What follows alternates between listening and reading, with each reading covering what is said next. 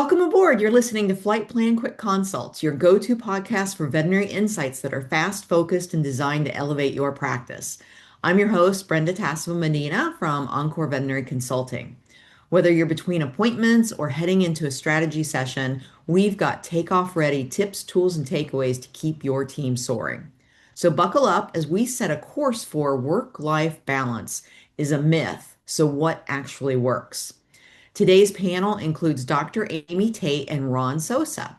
Dr. Tate, tell our listeners a little bit about yourself.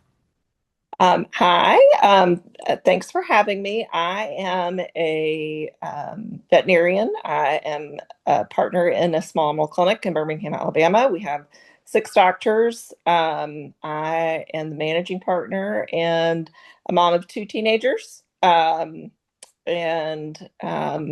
a daughter to mom that has some special needs at this point in life. So I'm part of that sandwich generation some of us find ourselves in. And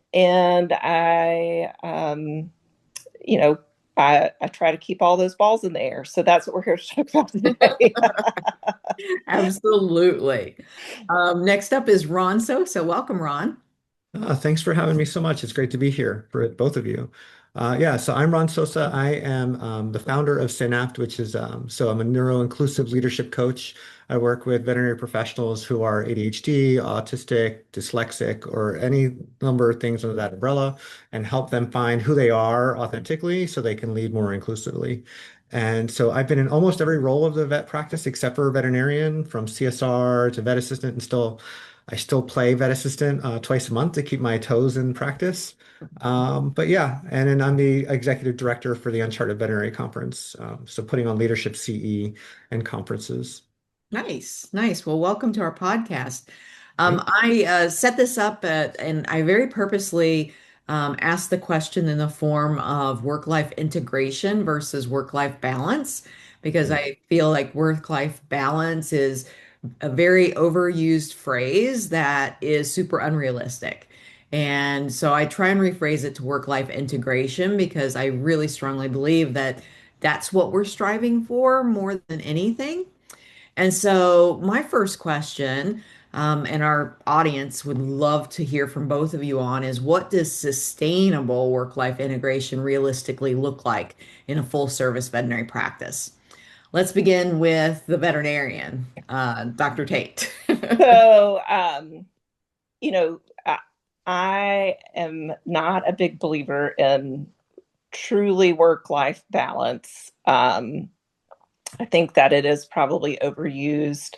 I think that work, like you said, should integrate with your life, and what work is a big part of our identity as a veterinarian is a big part of our life, and it should be integrated to what we do for sure. I have an 18-year-old and a 15-year-old, and I have been a partner in my practice since they were um, babies.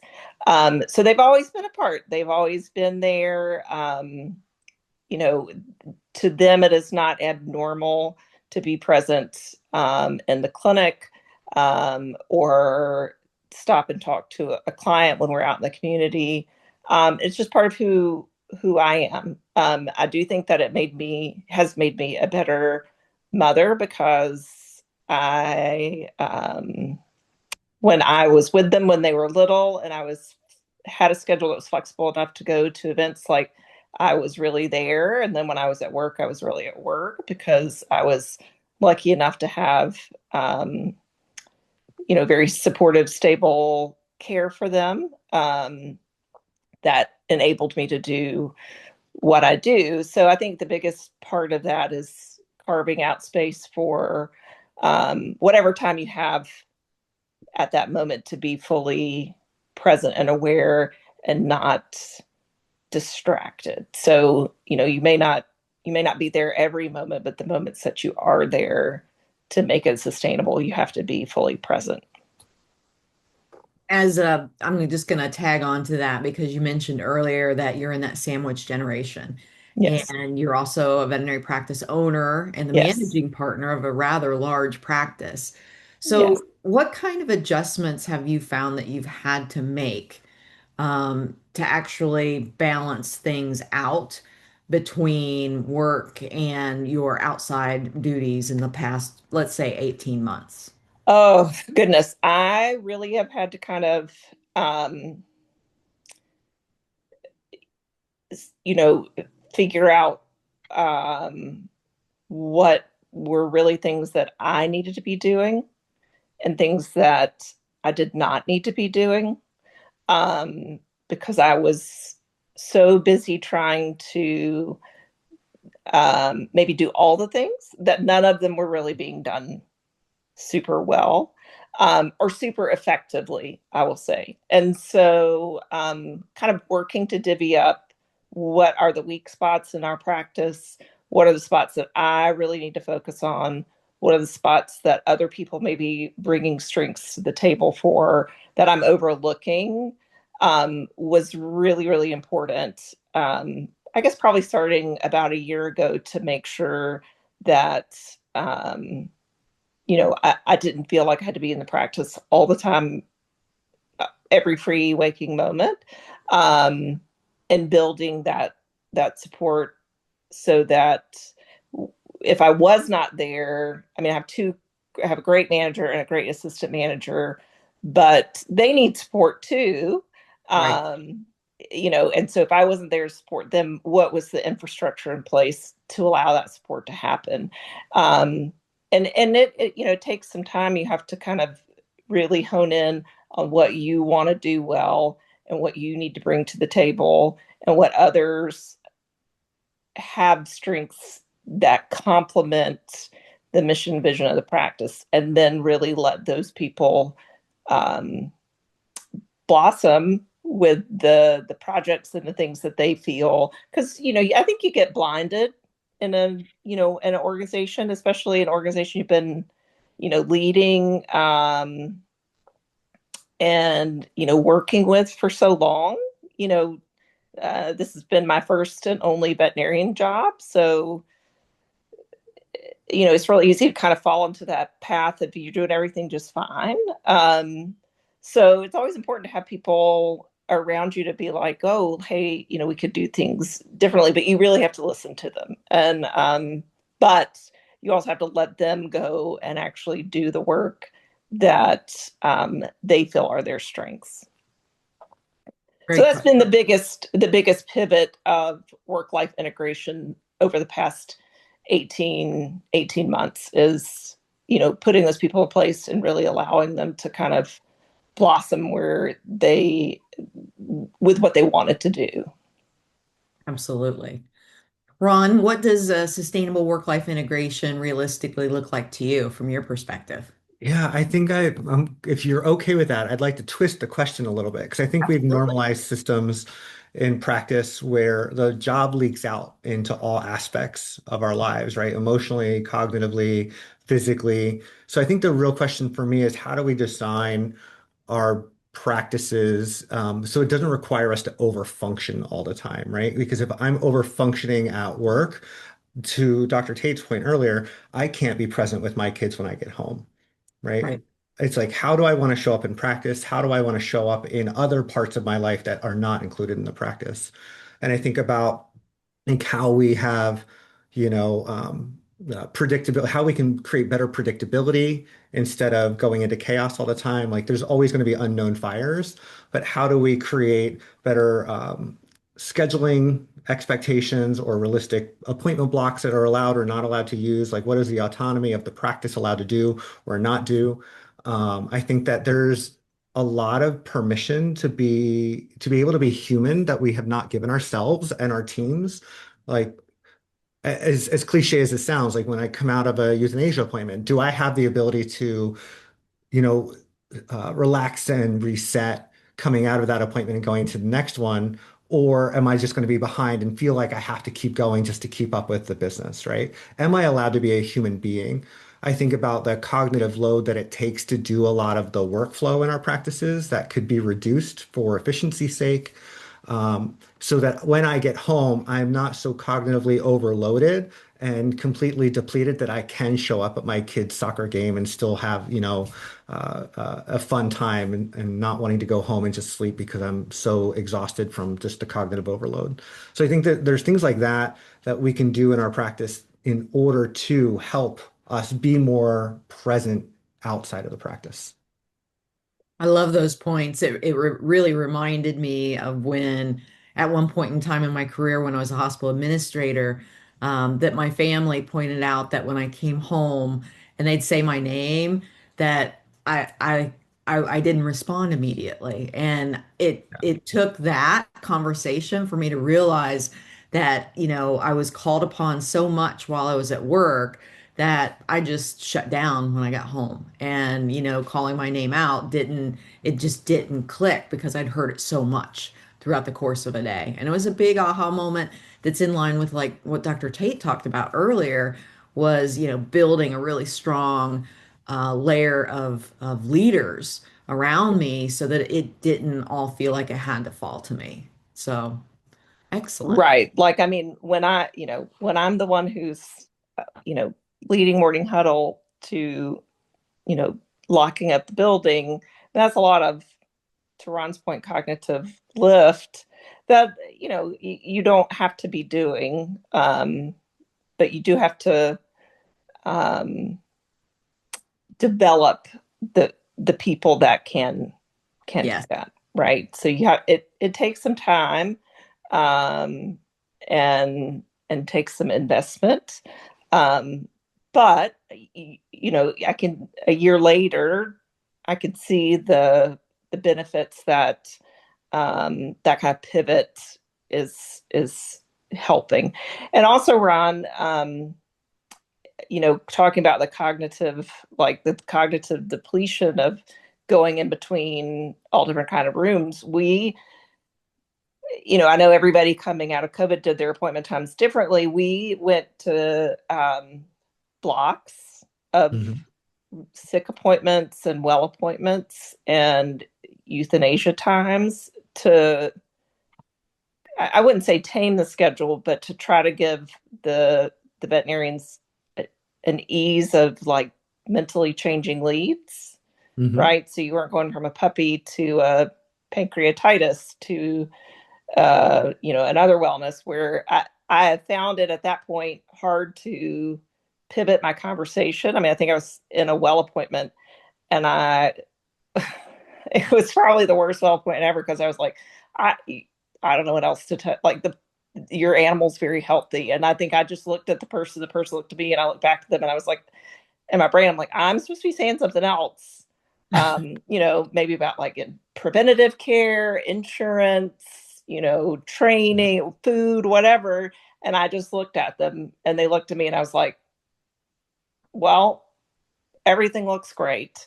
And that was an aha moment where I was like, we don't have to be surprised at how the day is going to Yeah. go.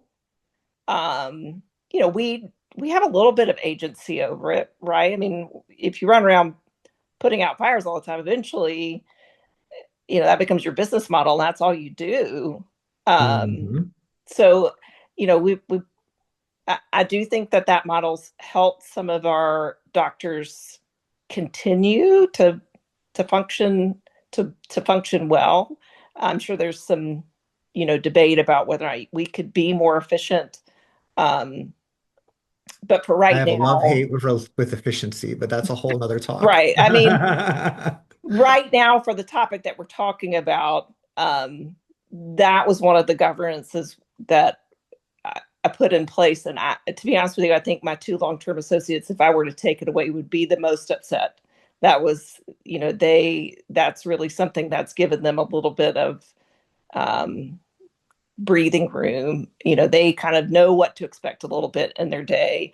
If my associate has, she's got two young kids, so if one of them's sick at daycare, she knows that this block of wellness time, it may go a little bit faster than having a block of sick time, and she might be able to go over to daycare and check on things and get back in time for the next work block of appointments that we have for her. So that has been a win for the practice, but I think, cognitively it's been a win for the deep thought that's required to really be present in those appointments as you would want to be, and then still leave at the end of the day with enough mental energy to be present to go to the soccer game. Because I mean, let's face it, who wants to go watch herd ball when have jumped Mm. through 18 mental hoops and all you want to do is just sit down and see whatever the next thing Netflix has is predicting that you want to watch, right? I mean,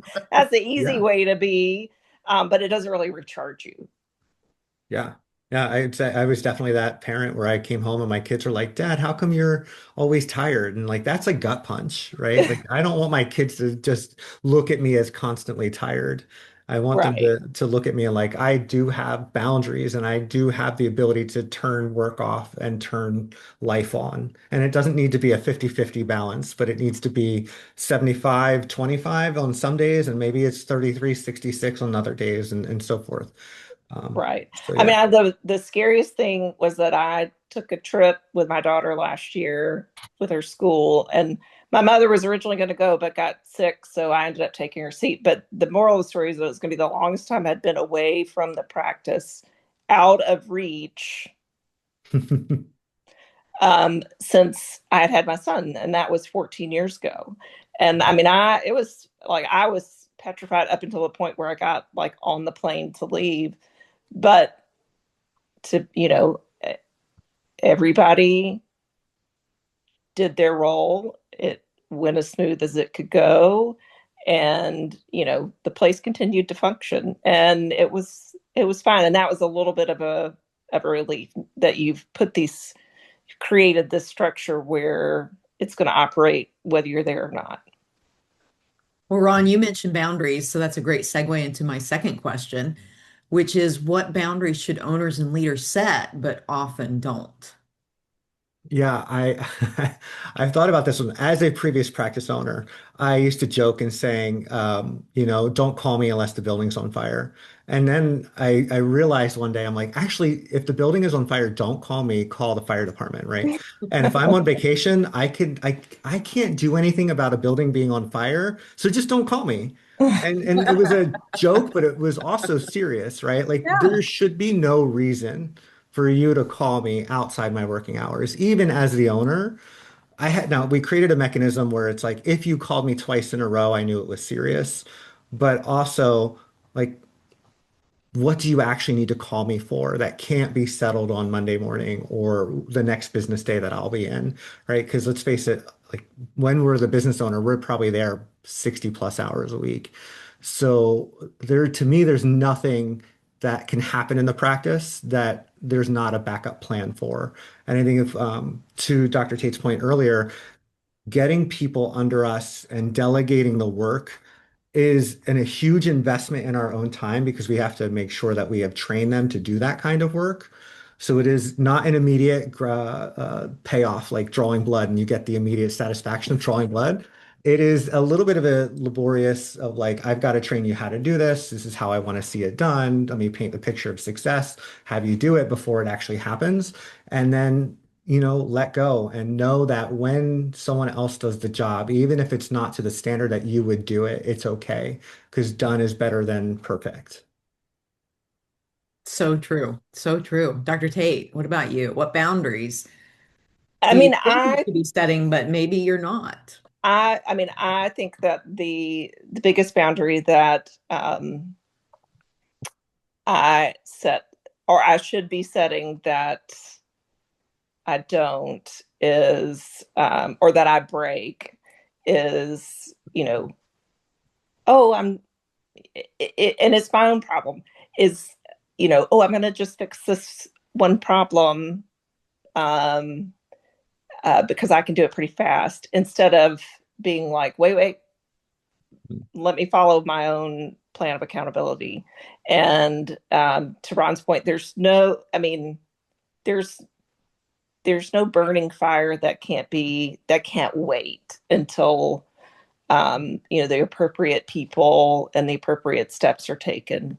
I found that I have gotten myself into more trouble being, and not trouble, maybe more discontent of stepping in and over fixing things than Mm. actually saying, redirecting those people back to the my own chart of accountability that we that I have made.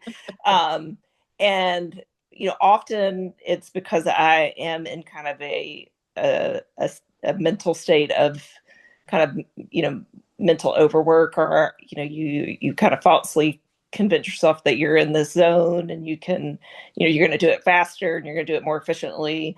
And that move fast and break things kind of motto, it's not great for the relationships that you are trying to build and the investment in the people around you that you have told yourself that you have given.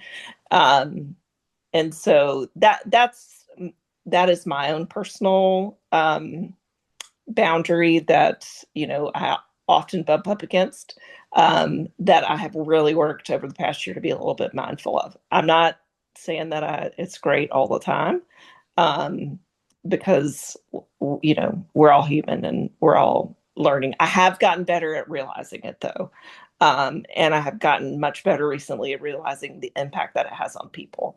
Um, and so I think the working with that intensity, I Debbie Hill, who I talked to one time about this very thing, she had told me, she goes, well, your mind's always racing and you've already fixed the problem and you're probably a mile ahead while everybody else is just catching up.